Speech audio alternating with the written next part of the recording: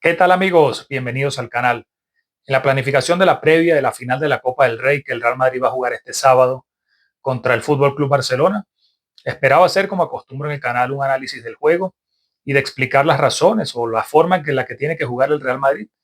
para intentar ganar este título. Y lo voy a hacer en la segunda parte del video, pero es que lamentablemente en el fútbol español no se puede hablar del juego solamente,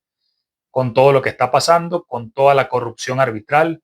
y específicamente en la previa de esta final, con una actuación lamentable, esperpéntica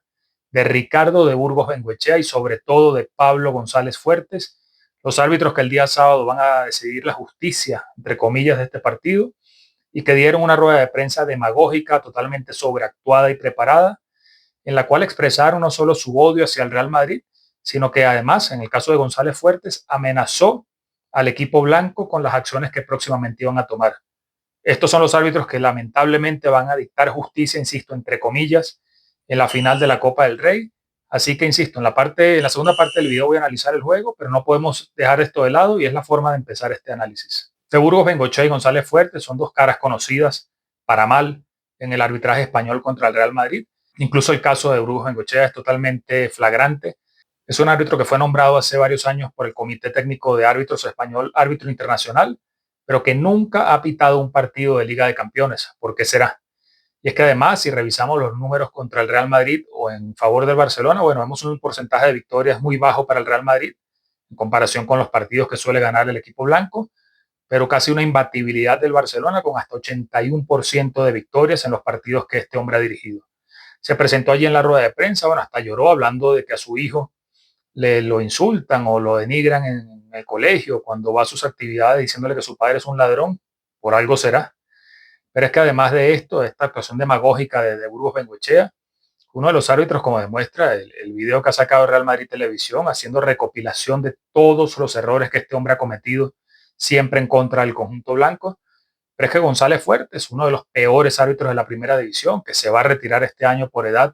pero que hemos visto ya no solo con el Real Madrid, sino en general sus actuaciones son lamentables. Es un árbitro que no tiene nivel para la primera división de ninguna liga. Bueno,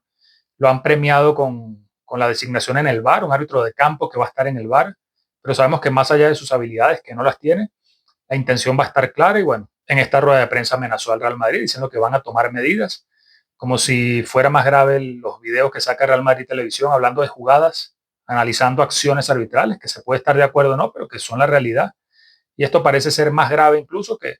el caso Negreira, que como sabemos el club precisamente al que el Real Madrid se va a enfrentar en la final estuvo pagando, algo demostrado, por lo menos 17 años a Enríquez Negreira, en su momento vicepresidente de los árbitros españoles. Como ha dicho el juez que llevaba hasta hace poco el caso, bueno, es una investigación de corrupción sistémica por todo lo que incurrió el Barcelona durante ese periodo, que al menos fueron 17 años, los cuales pagó más de 8 millones a Enríquez Negreira. Bueno, en España parece que es más grave un video denunciando una actuación arbitral que todo lo que sucedió con Negreira. Así que este es el panorama que tenemos. Y a este monstruo de 1000 cabezas es el que se enfrenta al Real Madrid en cada partido. A última hora del viernes, bueno, el Real Madrid ha dicho que se va a presentar en el partido porque en algún momento hubo dudas de si el equipo blanco, como sí renunció al entrenamiento y a la rueda de prensa previas al partido, bueno, al final hubo hasta dudas de si se iba a presentar en la final por esta actuación tan amenazante de González Fuertes y de Burgos Bengoechea, pero bueno, el equipo blanco al final ha hecho un comunicado diciendo que sí se va a presentar a la final, con todo en contra, como ponía en la miniatura, pero bueno,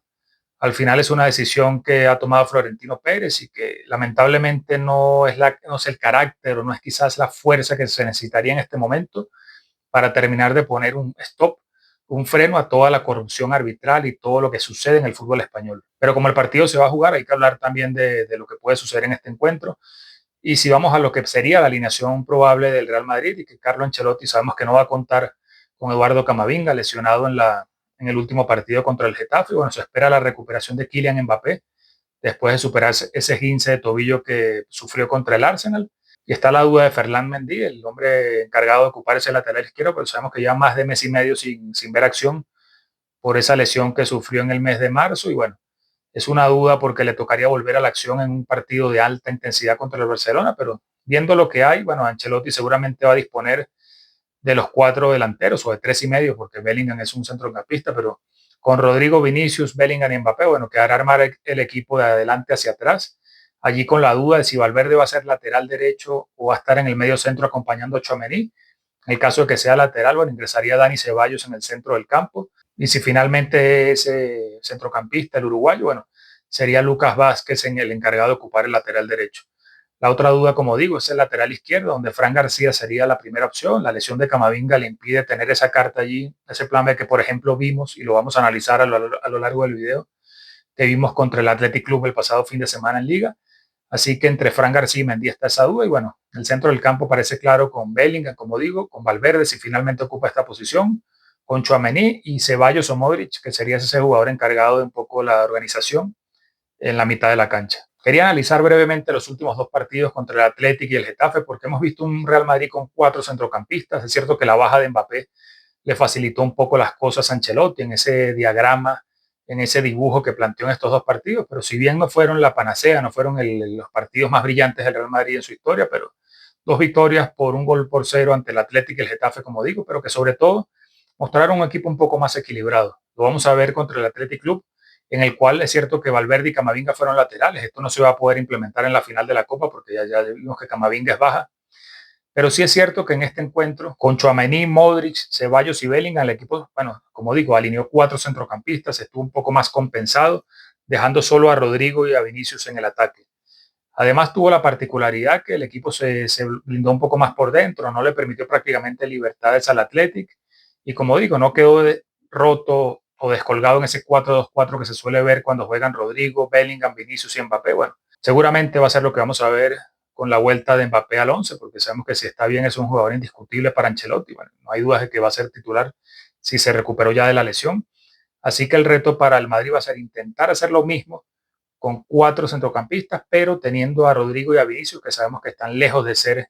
jugadores de la mitad de la cancha, son extremos, son delanteros, porque si nos fijamos más en este partido contra el Athletic, las bandas quedaban para Rodrigo y Vinicius, que empezaban abiertos y terminaban haciendo esa diagonal hacia el área, y se poblaba el centro del campo con estos 4 jugadores. Es algo que puede ser importante, insisto, más allá de los nombres, contra el Barcelona, porque sabemos que con De Jong, con Pedri, incluso con Dani Olmo, si ingresan Fermín o Gavi, es probable que el Fútbol Club Barcelona intente o apueste por ese dominio en el centro del campo, dominio numérico.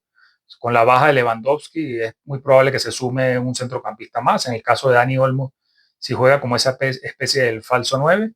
Así que el Real Madrid va a tener que al menos igualar numéricamente al Fútbol Club Barcelona en el centro del campo. Lo vimos incluso a mitad de semana en el campo del Getafe, en el cual es cierto que tanto Vinicius como Endrick fueron los delanteros, pero tanto Arda Güler y Tchouaméni en esa primera línea como Brahim y Valverde por las bandas formaban una suerte de cuadrado en el centro del campo, dejando las bandas para los laterales. Y así es probable que el Real Madrid, cambiando los nombres, como digo, porque es evidente que no va a estar Endrick en el 11, que probablemente Modric tampoco, que si juegan Rodrigo y Vinicius por la banda no tengan ese sacrificio de regreso, pero es obligatorio que el Real Madrid sea un bloque, que sea un equipo compacto, que tenga equilibrio, porque si le deja el balón en el campo al Barcelona, lo puede sufrir, como en las 2 goleadas sufridas a comienzos de temporada. Viendo lo que puede hacer el eterno rival, bueno, ya vemos la baja de Lewandowski, que sin duda le deja sin ese 9 de referencia. Tampoco va a estar Balde en el lateral izquierdo, lo cual deja allí un punto débil, ya que Gerard Martín no tiene la misma vocación ofensiva y velocidad de Balde, así que es un punto por allí a atacar por el parte del Real Madrid.